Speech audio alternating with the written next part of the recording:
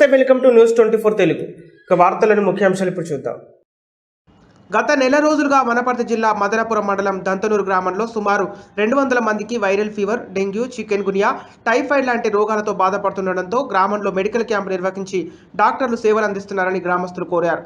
ఈ సందర్భంగా మెడికల్ క్యాంపులో పాల్గొన్న డాక్టర్లు మాట్లాడుతూ ప్రతి ఇంటికి వెళ్లి సర్వే నిర్వహించి రక్తనాళాలు సేకరించి తగిన వైద్యం అందించడం ద్వారా దాదాపు సగం మందికి నయమైందని, తిరిగి రెండవసారి క్యాంపు నిర్వహించి ఇంజెక్షన్లు, మెడిసిన్ ఇవ్వడం ద్వారా పూర్తి స్థాయిలో గ్రామస్తులను వ్యాధుల బారిన పడకుండా ఉండేందుకు తమ వంతు కృషి చేస్తున్నామని తెలిపారు.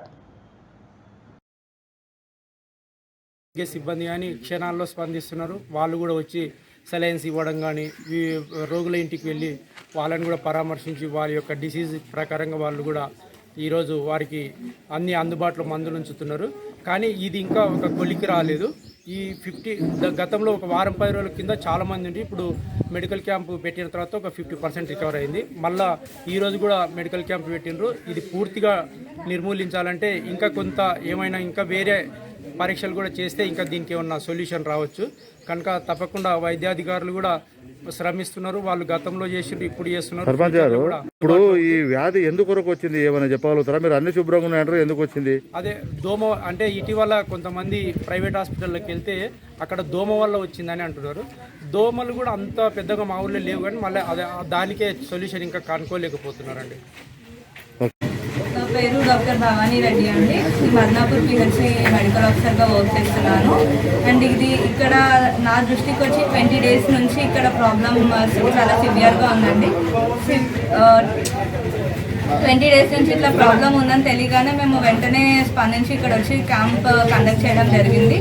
కానీ ఆ 20 days బ్యాక్ అనేది just mild symptoms like fever, body pains అట్లా ఉండే. సో మేము జస్ట్ మెడికల్ క్యాంప్ పెట్టేసి వెళ్ళాము.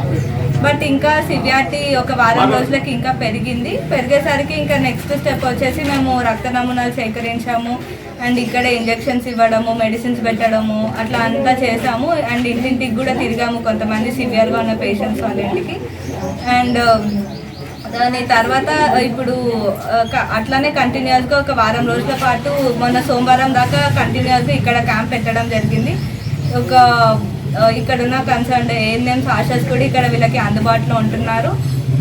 దాదాపుగా ఇప్పుడు 200 పైగానే ఉన్నారండి. అండ్ సివియర్గా వచ్చేసి ఒక 50 మంది దాకా బాగా సివియర్గా ఉన్నారు. అండ్ మొన్న క్యాంప్ పెట్టినప్పుడు కూడా మేము 51 మందికి టైఫాయిడ్, మలేరియా, డెంగ్యూ, చికెన్ గునియా పరీక్షలు అన్నీ చేయడం జరిగింది. బట్ అన్నీ అయితే నార్మల్గా అయితే ఏం చికెన్ గునియా కానీ ఎటువంటి ఇదైతే ఏం లేదు. ఒక 5 మందికి మాత్రం టైఫాయిడ్ రావడం జరిగింది. వాళ్ళకి కూడా మనం ఇక్కడ మెడిసిన్స్ ఇచ్చాము. వాళ్ళు ఇప్పుడు అంతా మంచిగానే ఉన్నారు.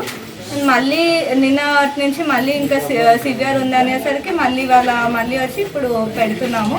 అండ్ మొన్న వచ్చిన శాంపుల్స్ రిపోర్ట్స్ కూడా ఇప్పుడు ఇవాళ పేషెంట్స్కి ఇచ్చి వాళ్ళకి ఎక్స్ప్లెయిన్ చేయడం కూడా జరుగుతుంది. ఇక్కడ ఈ ప్రాబ్లం రావడానికి కారణం ఏమన్నా చెప్పగలుగుతారా అమ్మా? కారణం వచ్చేసి అది డ్రైన్స్ అయి ఉండొచ్చు. ఇప్పుడు అందుకనే ఇప్పుడు దీనివల్ల క్యూర్ అవ్వలేదు అంటే మేము మళ్ళీ సోమవారం నుంచి కానీ మంగళవారం నుంచి కానీ ఇంటింటికి తిరిగి డ్రై డే కూడా చేద్దామని అనే ప్లాన్లో కూడా ఉన్నామండి.